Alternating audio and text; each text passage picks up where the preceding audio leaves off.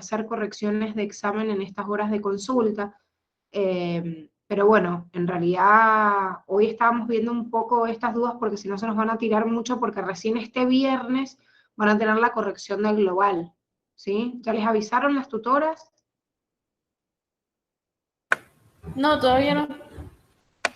Bueno, igual no se preocupen porque siempre pactan la hora y queda, no sé, hay veces que la hacen a las 4:30, a veces a las 5, a veces a las 4, o sea, está siempre en ese rango de horas.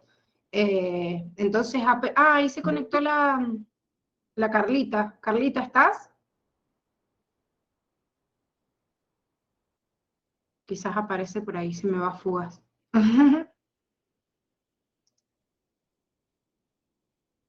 Carly, ¿estás?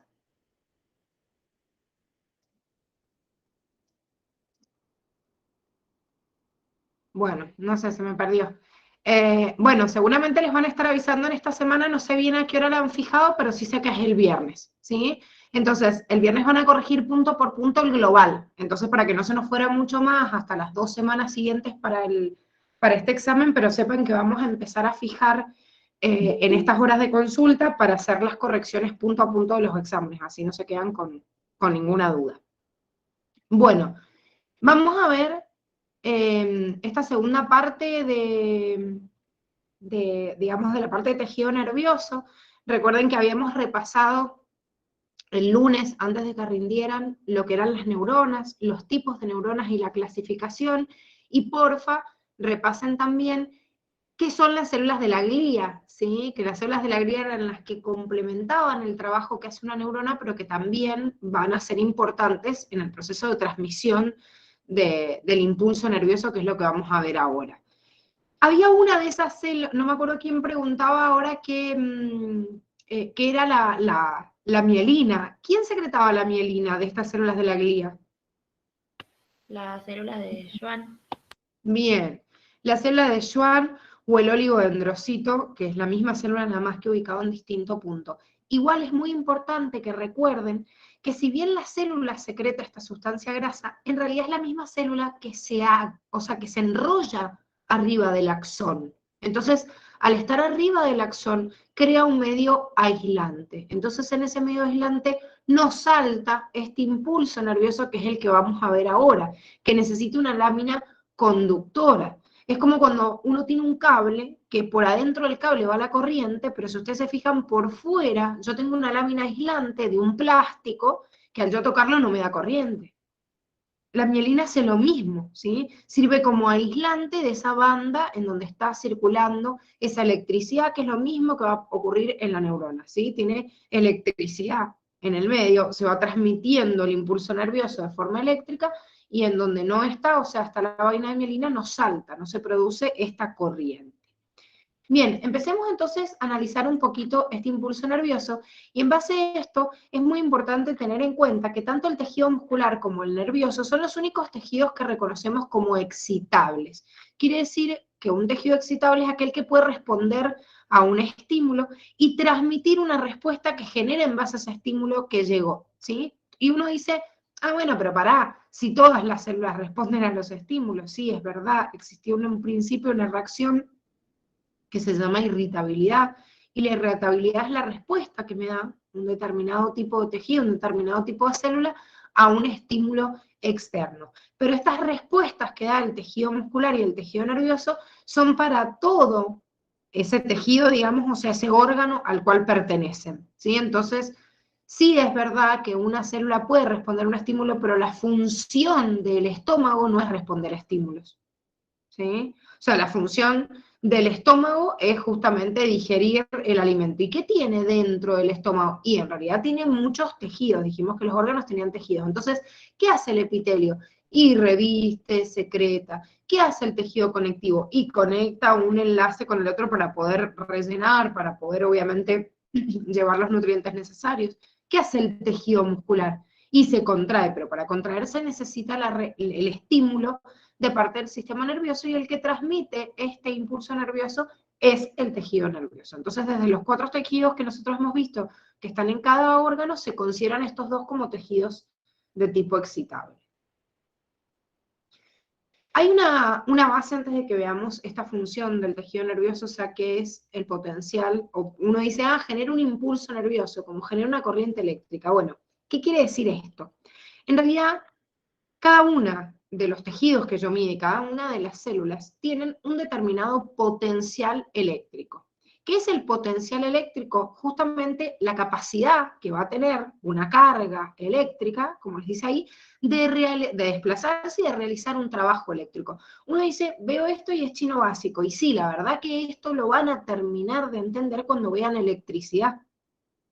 Pero, ¿en qué están en la unidad 6? ¿En física? ¿Ya Sí, ahora empezaron a...? estamos con trabajo. Empezando. Bien, bueno, están empezando trabajo de energía, tienen que superar trabajo de energía, mecánica de los fluidos, y la unidad 8 recién es electricidad. Entonces, cuando uno lo termina de ver esto desde la física, es más fácil de entenderlo, ¿sí? De comprenderlo. Pero, ¿qué tengo que yo analizar con esta palabra potencial? Y bueno, yo tengo determinadas cargas eléctricas, ustedes recuerden que dentro de una determinada célula yo tengo cationes y tengo aniones, o sea, son cargas eléctricas. Bueno, cuando esa carga eléctrica tiene la capacidad de moverse o de realizar un trabajo, yo digo que hay un determinado potencial eléctrico. Entonces, lo que yo puedo medir, supongamos que yo dentro de la célula tengo una cierta cantidad de cargas eléctricas que quieran llevar a cabo un proceso o un trabajo, y afuera tenga otra cantidad de cargas que cada una de ellas también tenga la capacidad de desplazarse o realizar trabajo, entonces lo que yo mido uno en base al otro es una diferencia de potencial, ¿sí? La diferencia de potencial es cuando yo comparo, o sea, dijimos, el potencial eléctrico es, bueno, ¿qué hace esta carga o qué capacidad tiene esta carga de generar trabajo? Cuando yo comparo esa carga con otra carga en un determinado lugar, hablo de una diferencia de potencial. Y lo que sucede en las células es que siempre hay una diferencia de potencial con el medio externo. O sea, no tenemos nunca la misma carga en el interior de la célula que en el exterior. Es verdad que varía, puede haber de una forma o de otra esta diferencia, pero hay algunos, digamos, iones que nos parecen muy importantes y por eso vamos a ver esta diferencia de potencial, por ejemplo, de algunas cargas que son muy importantes. Dentro de las células, generalmente, como ya sabemos, hay abundancia de potasio con respecto al exterior, de la misma forma que hemos visto que el sodio es mucho más abundante afuera que adentro. Están representados con tamaños para que ustedes vean la diferencia, digamos, de potencial. Hay muchos aniones de tipo inorgánico, de tipo orgánicos, perdón, o sea, no solo inorgánicos como los que estamos viendo, o sea que hay moléculas orgánicas como proteínas u otros compuestos en el interior de la célula que quedan cargados negativamente y que también le dan esta carga eléctrica a la célula, y el cloruro es más abundante afuera que adentro. O sea, fíjense que tengo un catión abundante adentro, otro afuera, tengo un anión abundante afuera, un anión abundante o un grupo de aniones adentro. Esto no quiere decir que sean los únicos aniones y los únicos cationes que hay, pero cuando yo hablo, como estábamos hablando recién, y yo quiero calcular la diferencia de potencial, evalúo todo esto. ¿Qué es lo que abunda de adentro y afuera? Y veo la diferencia de potencial. Miren, chicos, la diferencia potencial no es igual como les dije recién en todas las células porque depende del equilibrio de cada uno. Pero sí sepan que cuando hacemos toda esta evaluación siempre nos da una diferencia de carga en el cual la célula es más negativa que el exterior. El voltaje se mide en volt, o como la célula es chiquitita, se la mide en milivolt, ¿sí? Entonces, cuando yo mido el potencial de una célula, el potencial de la célula va a ser negativo con respecto al exterior. Como las cargas tienen carga relativa, yo puedo decir es más o menos de un lado o de otro y lo puse yo, lo tabulé yo. Entonces, tomamos como referencia que el exterior es positivo, 0, o sea que está, digamos, en milivolt 0, para decir, bueno, ¿cuánta diferencia de carga, cuánta diferencia de potencial existe con el interior? Y si bien todas las células son negativas, Curtis les da algunos ejemplos de esta carga. Por ejemplo, en la célula vegetal decimos, y tiene un interior más o menos de menos 180 milivolt, o un glóbulo rojo mucho menos, fíjense, menos 9 milivolt, y este que es el que más nos interesa acá, la neurona. la neurona tiene un voltaje de menos 70 milivolt cuando está en equilibrio. En equilibrio quiere decir cuando la célula no está excitándose, su potencial está en reposo, en equilibrio. Y cuando está en equilibrio la neurona, su interior mide menos 70 milivolt con respecto al exterior, que sería 0. Vamos bien hasta acá, porque esto es una de las cosas, engancharle la mano al potencial es una de las cosas más difíciles.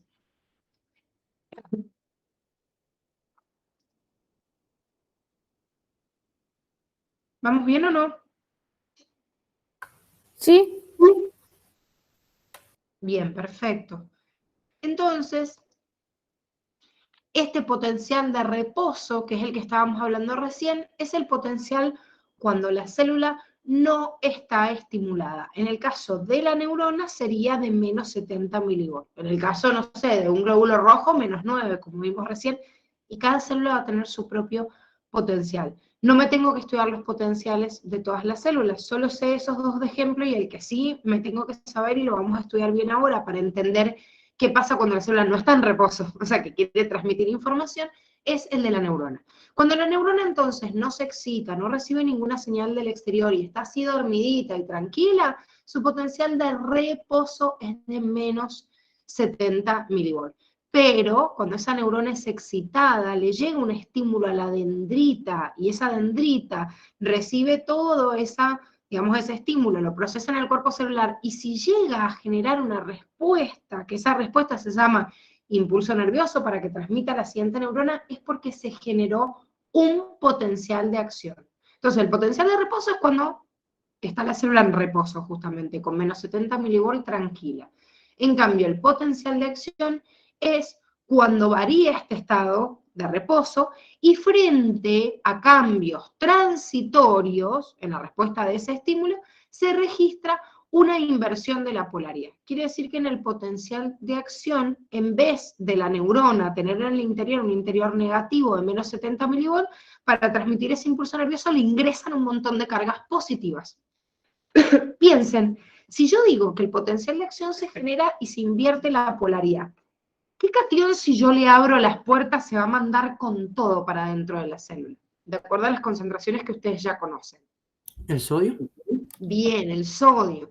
O sea que el potencial de acción en realidad es aquel en el cual yo altero la polaridad de reposo de la célula porque le abro algunas compuertitas, que serían los canales, que son canales pasivos de sodio, porque imagínense que los canales pasivos de sodio yo los tengo que tener tapados siempre, o sea, cerrados. Si los abro un poquito se mandan con todo al interior de la célula. Entonces, cuando yo quiero transmitir una información a través de ese impulso nervioso, tengo que generar un potencial de acción y para eso tengo que invertir la polaridad de la membrana. ¿Cómo invierto la polaridad de la membrana? Desestabilizando los canales pasivos de sodio que al abrirse dejan pasar con todo el sodio y le cambian la polaridad. Igual se los estoy explicando brevemente, ahora obviamente vamos a ver bien cómo pasa paso a paso la inversión de esta polaridad y los pasos de este potencial de acción.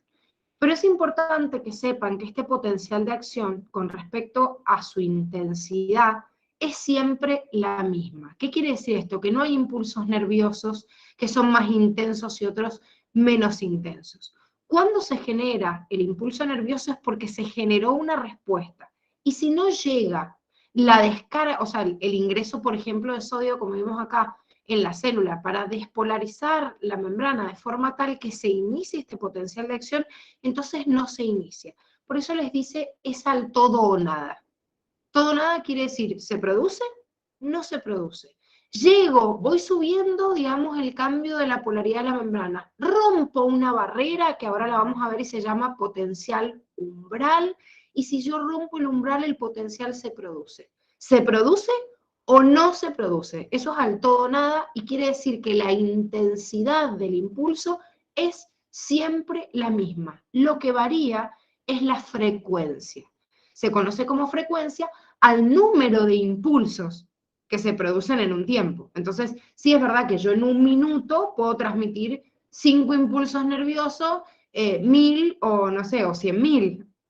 Eso es frecuencia. Cantidad de impulsos sí es verdad que cada vez se pueden producir más o menos, pero cada uno de ellos tiene siempre la misma intensidad. ¿Se produce o no se produce al todo o nada? ¿Cuál es la función? Profe, ¿y produciendo qué se haría un impulso? ¿Cómo produciendo qué? Claro, siendo qué cosa se produciría. No, el impulso es pasar la información hacia el siguiente, por ejemplo, órgano ejecutor para que lleve a cabo una respuesta. Por ejemplo, la neurona, tomemos el ejemplo de una neurona motora. La neurona motora llega a un músculo, ¿sí? Y le dice al músculo que se tiene que contraer o no le dice que se tiene que contraer, ¿sí? O sea, tiene esa opción. Si se genera un potencial de acción en la neurona motora que está llegando a esa fibra muscular, si ese potencial de acción logró superar el umbral y se produce, o sea, y llega y se transmite con toda la neurona como un impulso nervioso, llega hacia el terminal axónico de esa neurona y le dice a la fibra muscular, contraete. ¿Por qué? Y porque libera acetilcolina y como ya vimos en tejido muscular, esa acetilcolina permite la contracción de la fibra de actina y de miosina, entonces se acorta el músculo. Si llega un estímulo para que esa neurona motora se mueva, pero no me alcanza para que se produzca el potencial de acción, entonces va a quedar entre medio, debajo del umbral, no se produce, si es al nada, entonces la fibra muscular no se contrae. ¿Se entiende? Sí, gracias, ahora me quedó más claro. Igual ahora lo vamos a ver, Luli, en uno de los dibujitos, porque si no así solo es como medio difícil. Es como que nos queda así como en babia sin un dibujo. ¿Cuándo Profe, hacer el ¿y la no, neurona mayormente está excitada o no? no, depende cuál.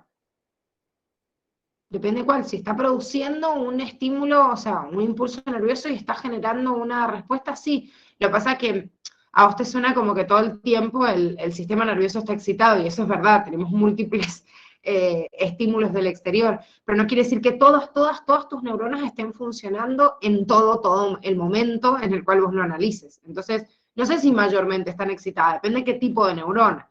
Hay neuronas que sí reciben estímulos mucho más frecuentes, y es verdad que pasan la mayor cantidad de su tiempo emitiendo y emanando información, y otras menos, ¿sí? Depende del lugar y la zona en la cual estén dentro del sistema nervioso. Pero sí, es verdad que nosotros tenemos un montón de estímulos, incluso hasta cuando estamos dormidos, que también sigue trabajando ese sistema nervioso.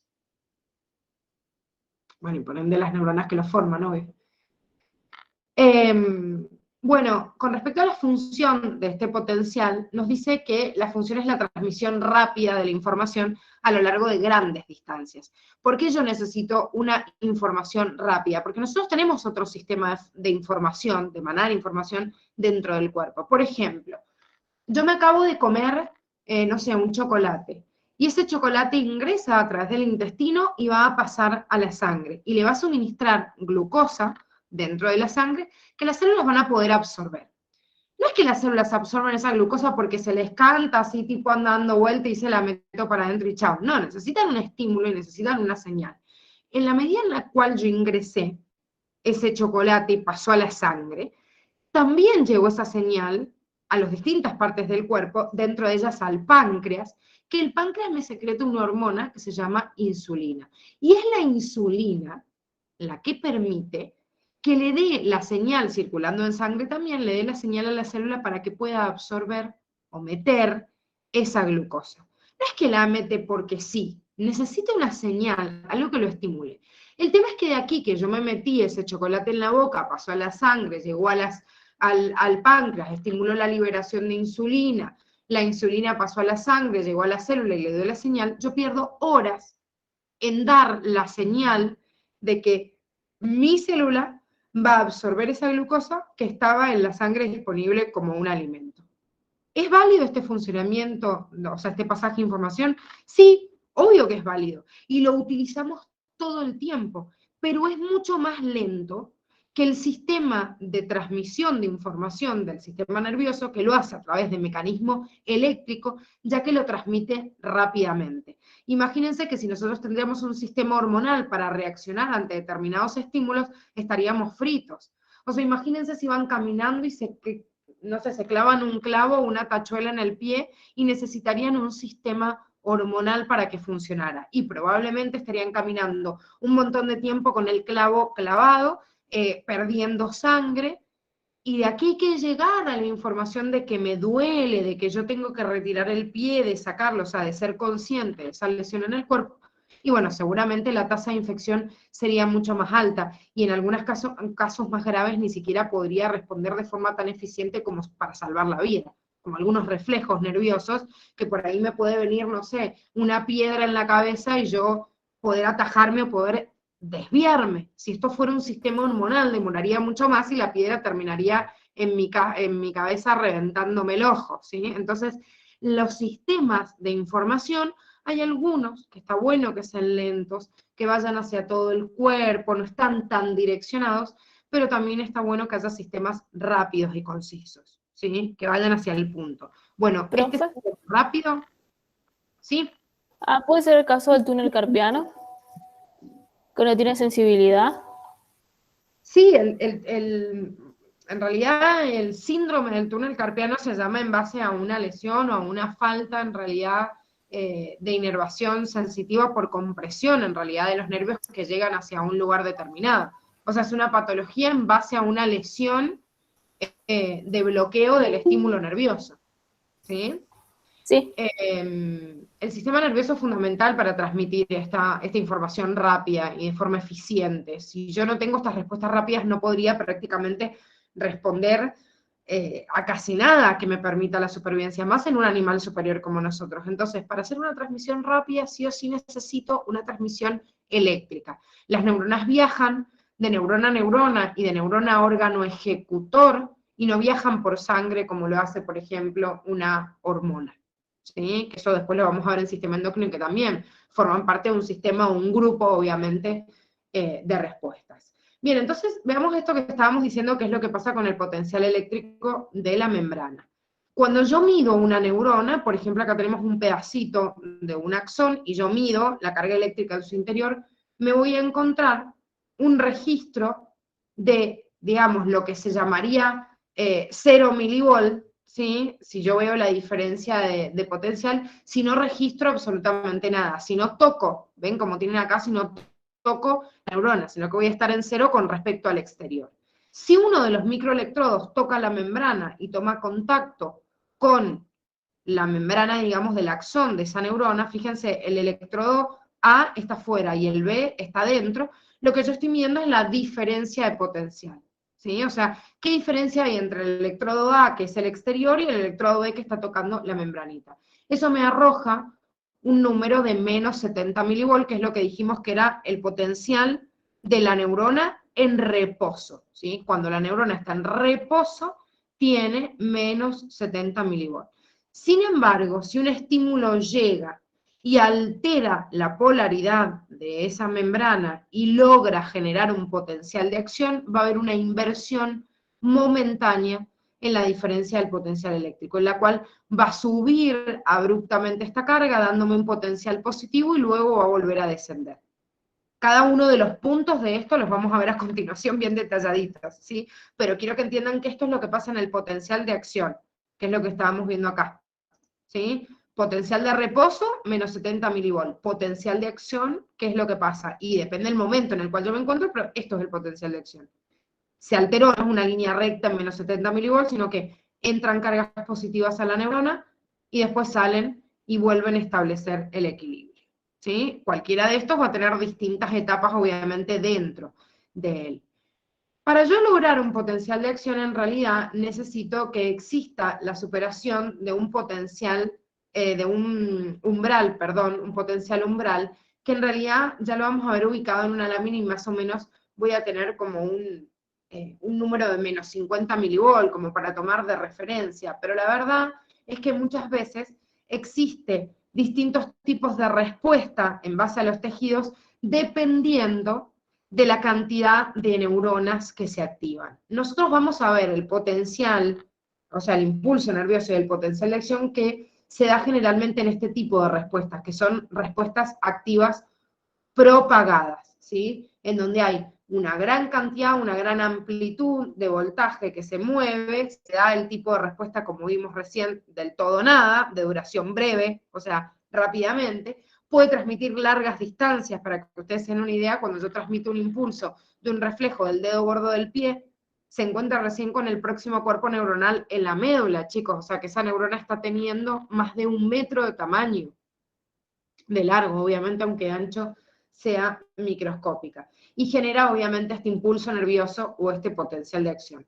Pero tienen que saber que hay pequeñas respuestas chiquititas, que se llaman respuestas pasivas locales, en las cuales yo manejo menos cantidad de milivolt y puede haber una cierta gradualidad en la intensidad, ¿sí?, de este impulso y darme justamente la propagación en distancias muy cortitas. Que esto es lo que sucede, como estábamos viendo recién, en el potencial de reposo, generado obviamente en cada uno desde los receptores sensoriales hasta que llega a la neurona, y como muestra acá, potencial postsináptico también, generado desde la sinapsis. Entonces yo tengo desde el estímulo de afuera hasta la cabeza de la neurona, hasta el cuerpo neuronal, o desde el terminal axónico hacia afuera, y bueno, esos potenciales generalmente son como estos, más débiles, con menos voltaje de transmisión de la recepción o la liberación. Pero todo lo que transita a través del axón, como acá que medimos un pedacito de axón, es la transmisión de un impulso nervioso al todo o nada, como dijimos recién, y se transmite de una forma rápida y efectiva desde un punto a otro. Ahora, cuando yo quiero saber, digamos, como el equilibrio que voy a tener dentro de la neurona, yo tengo que tener en cuenta que el potencial de reposo de la neurona depende de un montón de iones, como dijimos recién, o sea, el potencial electrónico de un ion y la sumatoria de todos ellos.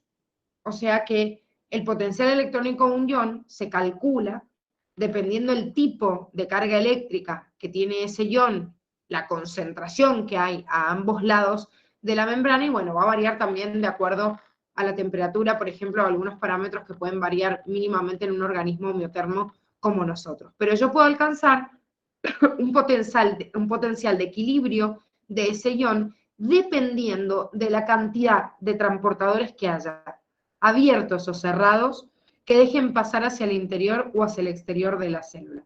O sea, a ver, volviendo a esta imagen, esperen que la encuentre, volviendo a la imagen que vimos acá, en donde estábamos analizando que había mucho potasio adentro, mucho sodio afuera, mucho cloro, bueno, perfecto, esos son los potenciales de equilibrio de cada uno de los iones. Pero hay dos de estos, que son el sodio y el potasio, que son los protagonistas en la transmisión de un impulso nervioso. Como son los protagonistas en la transmisión de un impulso nervioso, yo tengo que conocer cuando están en equilibrio, ¿sí?, en dónde están de más y en dónde están de menos. Y con qué concentración yo los encuentro. Porque si yo conozco la concentración justamente de estos iones, puedo ver cuándo varía y estoy transmitiendo justamente este potencial. En el caso de que el catión, como tenemos acá, que es el sodio, esté de forma más abundante afuera que adentro, fíjense que acá hay como menos, como es un catión, y como yo cuento el exterior con respecto al interior de la célula como positivo, digo que el equilibrio del sodio es positivo cuando está contento, digamos, con ello mismo. ¿Qué quiere decir esto? Que si yo sacaría todos los otros iones de la célula, saco el potasio, saco el cloro, saco todo, y dejo el sodio, digo, ¿en qué valor el sodio está contento y en equilibrio con él mismo? Ese voltaje es de más 55 milivolts. Cuando está en más 55 milivolts, quiere decir que está en equilibrio, digamos, con él mismo. Está contento con él mismo. Cuando hay más 55 milivolts de sodio afuera con respecto al interior. Si hago lo mismo con el potasio, como el potasio es un catión, pero es más abundante en el interior, tengo un catión, pero en un interior negativo. O sea, el interior negativo, el signo positivo del catión. Sería como más por menos es igual a menos. Entonces el equilibrio de ese potasio me da una carga negativa. ¿De cuánto? De menos 90 milivolts. Ese es el valor que el potasio, digamos, está contento con él mismo, ¿sí? Potenciales de equilibrio hay de cada uno de los iones, pero cada uno por separado puede tener un potencial de equilibrio de un ion. ¿Cuál es el potencial de equilibrio entonces de la neurona cuando estaba en reposo? ¿Cuál dijimos que era? Menos 70. Menos 70. Bien, entonces, ¿cuál de estos dos cationes está más contento y se va a mover menos con el potencial de reposo de la neurona? ¿El potasio? El potasio, fíjense que el potasio tiene un valor muy parecido al interior, por eso en una neurona existen canales de potasio pasivos que están abiertos. Y uno dice, ay, pero algunos se me van a escapar. Y sí, algunos se van a escapar porque hay una carga, una pequeña diferencia de carga. Es menos 90 y en realidad estarían contentos como menos 70. Aparte, entendamos algo, el potasio es una carga positiva, y si el equilibrio interno de la célula es negativo, quiere decir que negativo y positivo se atraen. Entonces, por un lado es verdad que la diferencia del potencial hace que el potasio, tienda a salir un poquito, pero por el otro lado también tiende a entrar porque es una carga positiva y adentro es negativo, y se atraen. Entonces, al fin y al cabo, los canales pasivos están abiertos y la mayoría de las veces no pasa nada con el potasio. Con los canales digo que si yo los tengo abiertos o cerrados, más o menos el equilibrio es el mismo. Ahora, fíjense el sodio, la diferencia que hay. Es tan brusca, o sea, de más 55 a menos 70, tienen una brecha tan grande que los canales pasivos de sodio siempre están cerrados en todas las células, más en la neurona. Y esto lo uso para transmitir un impulso nervioso. Si abro un poquito un canal de sodio, chao, ¿saben cómo se manda todo el sodio? Porque justamente la diferencia de potencial es mucho más grande entre el sodio que entre el potasio con respecto al potencial de equilibrio, obviamente, de esa neurona. Entonces, en ese potencial de reposo de la neurona, lo que yo tengo que entender es que hay una distribución asimétrica de los iones, que es lo que dijimos recién, ¿sí? A ambos lados de la membrana, comparamos el del sodio y potasio, pero pasa lo mismo con cada uno de los iones. Hay bombas iónicas y transportadores que van a participar en el potencial de acción y que están de una forma en el reposo y de otra en la emanación del impulso nervioso, y además hay una permeabilidad diferencial. Quiere decir que no todos los iones permean, o sea, pasan de un lado a la membrana con la misma velocidad, con la misma frecuencia, con la misma afinidad. Bien, volvamos a este grafiquito que vimos recién del potencial de acción de la neurona. Cuando la neurona está en reposo, entonces está como esta línea violeta en 1, ¿sí? No se transmite, digamos, información, está en estasis o en reposo. ¿Cuándo se inicia un potencial de acción? Un potencial de acción se inicia cuando llega una señal a la neurona y la neurona tiene que transmitir esa información rápidamente. ¿Cómo se logra eso? Abriendo, como dijimos recién, los canales de sodio. Si yo abro los canales de sodio, rápidamente ese crecimiento masivo del sodio en el interior de la célula va a invertir la polaridad de la neurona y va a llegar a un potencial positivo. Esto se llama despolarización de la membrana. Cuando el sodio entra rápidamente, invierte la polaridad. Y después vuelve a retornar a través del proceso de repolarización e hiperpolarización que vamos a ver ahora en cada uno de ellos. Eso que ustedes ahí ven en verde es el umbral, que como dijimos recién se ubica entre menos 50 y menos 55. ¿Qué quiere decir umbral? Que yo dejo pasar un poquito como de sodio cuando apenas se abrió. Si se supera el umbral, quiere decir que el potencial de acción se va a producir, o sea, solo si se produce este pico, se inicia. Si no acá, si no llega a menos 55, baja. Por eso yo les decía, es al todo o nada. Supero el umbral y bueno, el pico que va a llegar hasta más o menos más 40 milivolts va a pasar igual. No va a existir más cantidad, no es que va a entrar más. Hay más sodio afuera, entonces en vez de llegar a más 40 llego a más 70. No, el valor es siempre el mismo, por eso decimos que la intensidad de ese potencial de acción siempre va a ser exactamente el mismo, porque siempre voy a llegar hasta ahí. Bien, ¿qué es lo que yo tengo que analizar en el reposo? Reposo era este primer punto que estamos viendo acá, en donde hay menos 70 milivolts.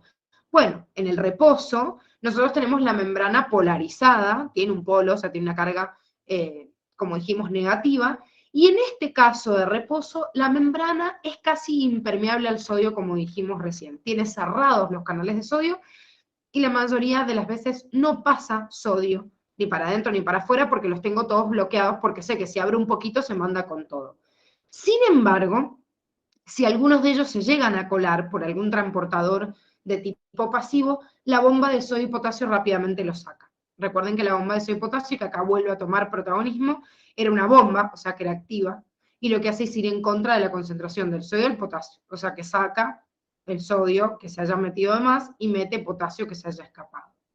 Entonces, la membrana, en este caso, es impermeable al sodio, pero podemos decir que es relativamente permeable al potasio, porque como dijimos recién, el potencial de equilibrio del potasio es parecido al de la célula en reposo.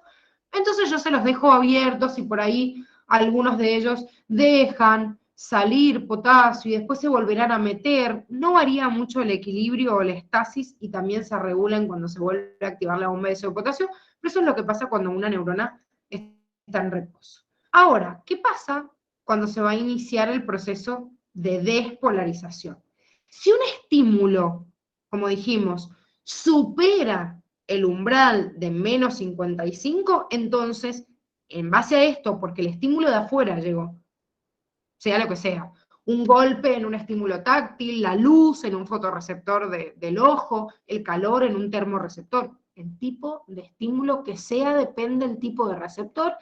Si supera los menos 55 milivolts, abre los canales de sodio.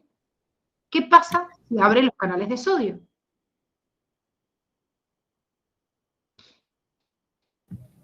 Va a ingresar el sodio. Bien, ingresa Profe, abruptamente, ¿sí? yo le quería preguntar, o sea, la cantidad de sodio que ingrese va a ser, depende de la frecuencia, o sea, el tiempo que esté abierto ese canal. No. O sea, la cantidad de sodio es siempre hasta llegar a ese potencial que vemos ahora en despolarización de más 40 milivolts, y eso siempre está estable.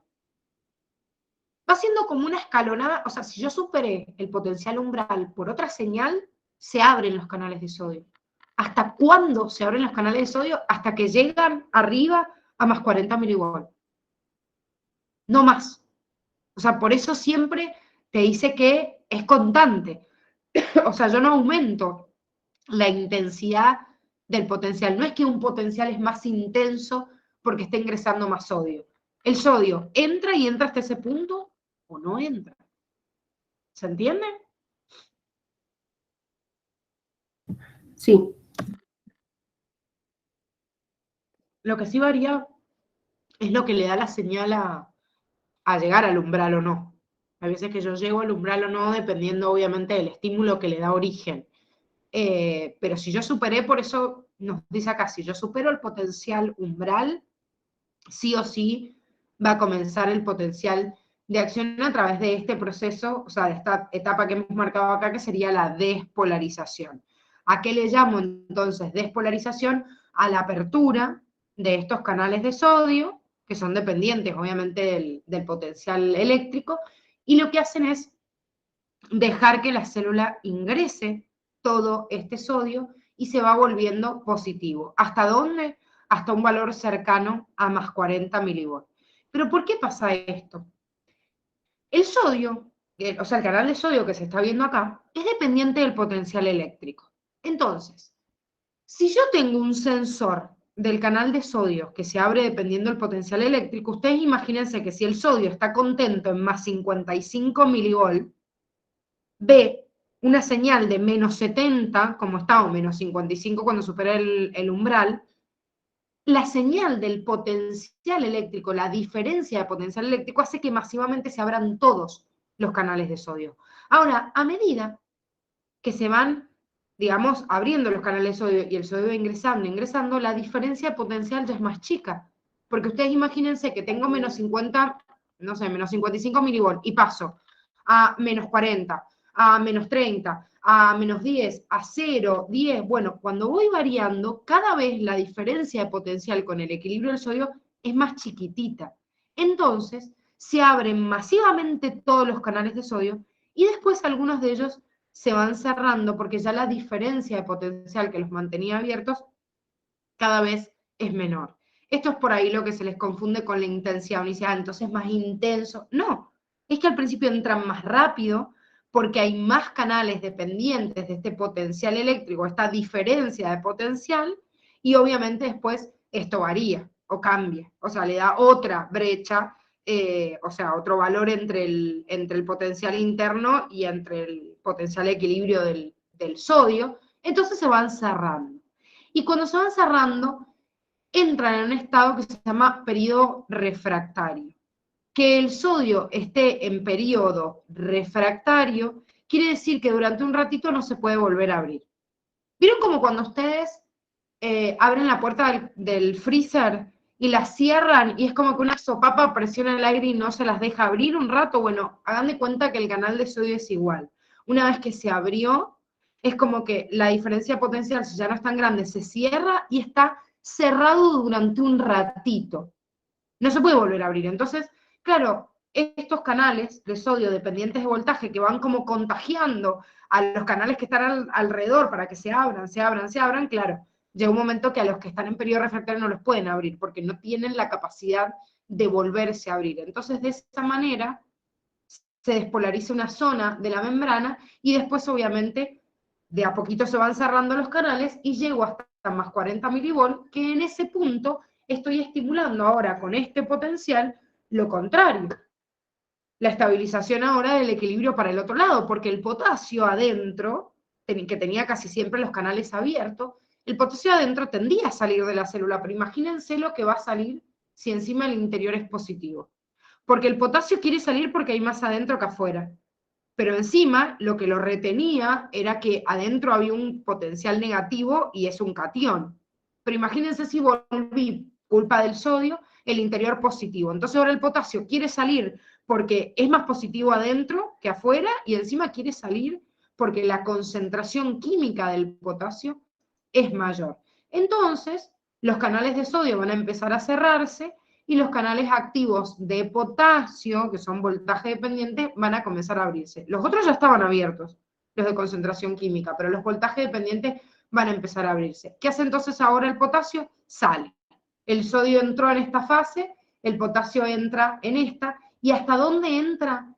Entra hacia un estado de hiperpolarización que llega a estar contacto con el mismo. ¿Cuál dijimos que era el potencial de equilibrio del potasio? Menos 90. Menos 90. Este pico que están viendo acá está más o menos a la altura de menos 90. Lo que hace la célula en hiperpolarización es, permite la salida de potasio ¿hasta dónde? Hasta que llega a su propio equilibrio con ella misma. Pero claro, ese no es el reposo, tengo que volver a restablecer. Y digo, ay, bueno, pero es re poquitito, lo logro re fácil.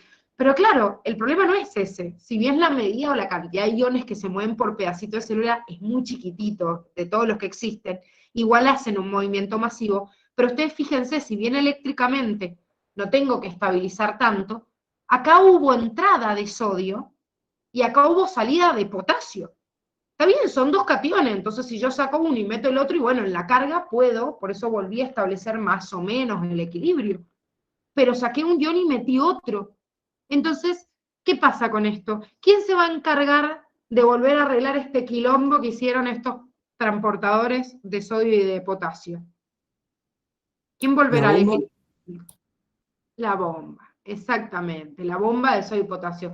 Esa actúa luego de la hiperpolarización y lo que hace, al incrementar obviamente bueno, esto es lo que vimos recién, perdón, que se llega a menos 90, lo que hacemos entonces para restablecer el reposo es, al disminuir justamente la diferencia o la brecha de potencial, se empiezan a cerrar los canales activos de potasio y la bomba de sodio y potasio es la que vuelve a restablecer los valores originales, no solo en carga, sino en concentración, que es lo más importante. Entró sodio y salió potasio, entonces tengo que volver a establecer el equilibrio químico y no solo el equilibrio eléctrico de esta neurona. ¿Sí? El frenado, digamos, de cualquier tipo de impulso nervioso tiene que ver muchas veces con impedir la apertura, digamos, de estos canales de sodio que permiten la despolarización de la membrana. Por ejemplo, eso es lo que hace un anestésico de tipo local, ¿sí? Como la procaína, como la lidocaína, que deben haber visto algunos anestésicos de tipo local también, bloquean la apertura de sodio. Si yo bloqueo la apertura de sodio, nunca inicia el potencial de acción. Entonces, por ejemplo, en una neurona de tipo sensitiva que transmite el dolor, si yo meto este anestésico, estoy impidiendo que la neurona sensitiva abra sus canales de sodio. Por ende, ¿qué hace? No transmite el impulso. ¿Sí? Y eso, nada más digo, para las transmisiones, depende de dónde colocamos el anestésico. Hay anestésicos que no solo duermen la parte sensitiva, sino la parte motora también. Entonces hay otros anestésicos más fuertes que no solo duermen, digamos, las vías sensitivas, sino las motoras también. Entonces cuando estamos anestesiados, por ejemplo, en una cirugía, donde hay anestesia general, pusieron anestésicos que no solo duermen lo sensitivo, o sea, no siento nada, sino que además de eso no puedo reaccionar. O sea, no puedo actuar tampoco y ejecutar la señal hacia la neurona motora. Bueno, ¿se entendió hasta acá? Sí, profe, los analgésicos, por ejemplo, como un tafirol, un paracetamol, también hacen lo mismo, o sea, bloquean el canal para que ingrese el sodio. ¿O En no? realidad hay distintos tipos de formas, digamos, de evitar el dolor, pero el paracetamol o los analgésicos no te están como durmiendo a la neurona, no es que desapareció, digamos, el accionar de la neurona, la neurona sigue teniendo su accionar, pero después de esto yo tengo que liberar una sustancia química que es un neurotransmisor. Lo que hacen muchos analgésicos es bloquear la captación de ese neurotransmisor. Entonces, quizás la neurona funciona bien y llevó a cabo el impulso nervioso y llevó la señal y todo, pero cuando libera la molécula química que produce la señal en el siguiente tejido, muchos analgésicos bloquean eso.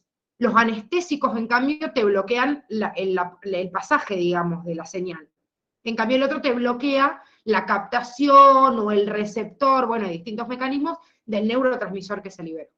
Son dos mecanismos distintos, o sea, la acción es el mismo, evitar el dolor, pero no es lo mismo bloquear a la neurona en sí en su impulso nervioso que bloquear la respuesta al neurotransmisor que ya forma parte, cuando ya terminó el impulso, la comunicación de esa neurona con la otra es sinapsis, que es lo que vamos a ver mañana y ahí se va a terminar de entender. Sí, hay algunos que ejecutan sus respuestas sobre la sinapsis y otros no, lo hacen a través directamente de la transmisión a través del axón. Perdón, es que estaba buscando una imagen, yo creo que acá se entiende esto en la propagación del impulso, que es lo que estábamos viendo. Esto siempre se ejecuta en los puntitos que se llaman nodos de Rambier, por eso la mielina sirve para aislar, ¿sí? Todo esto que estamos viendo, se abre el canal, se cierra, bueno, todos los pasos, digamos, de la despolarización ocurren siempre acá, o sea, ocurren en este punto.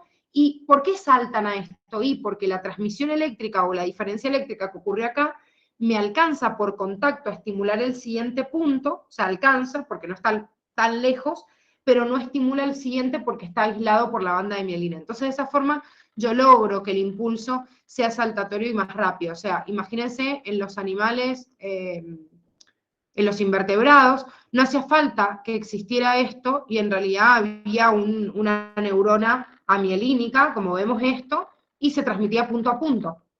Punto a punto, punto a punto. Pero imagínense que cuando yo quiero transmitir en un elefante, no sé, de una señal del pie hacia la cabeza, se demoraría en minutos en vez de hacerlo en segundos, que es lo que yo necesito, en milisegundos. Entonces, en los invertebrados es verdad que hay muchas más neuronas amielínicas, pero las neuronas mielínicas permiten esto, que el pasaje se dé de este punto y vuelva a saltar. Entonces, lo que yo hice al mielinizar a las neuronas es aumentar la velocidad de conducción y producir que el impulso nervioso vaya migrando de forma saltatoria. Y de esa manera aumentamos la velocidad del impulso nervioso.